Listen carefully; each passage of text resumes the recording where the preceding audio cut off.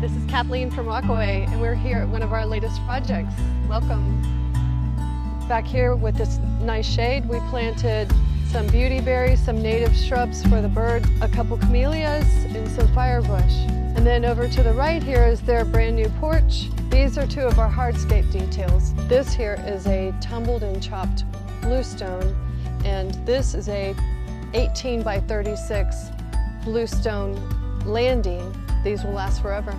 We installed the river rock along the edges and did a shade garden, which includes some bromeliads of different varieties and crotons and holly fern. It'll get nice and lush, and will still stay small enough to maintain a nice garden landscape without overgrowing the space.